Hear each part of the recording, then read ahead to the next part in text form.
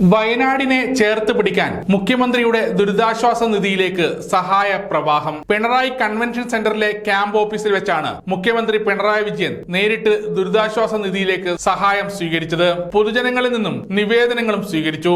വിവിധ സംഘടനകളും കൂട്ടായ്മകളും വ്യക്തികളും സഹായം നൽകാനായി എത്തി. ഭിന്നശേഷിക്കാരായ വെണ്ടുട്ടായിലെ ആതിര 2 മാസത്തെ പെൻഷൻ തുകയായ 3200 രൂപ മുഖ്യമന്ത്രിയുടെ ദുരിതാശ്വാസ നിധിയിലേക്ക് കൈമാറി.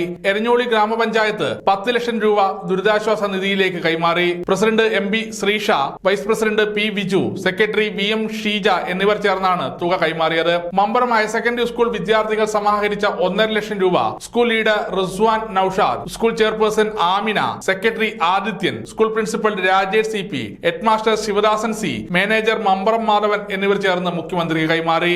AKG MGS പിണറായിയിലെ വിദ്യാർത്ഥികൾ സമാഹരിച്ച 50,000 രൂപ school parliament vice chairperson Alida S, secretary Thanmaya V, school principal Chetana Jayadev, headmaster H Jayadevan എന്നിവർ ചേർന്ന് മുഖ്യമന്ത്രി കൈമാറി.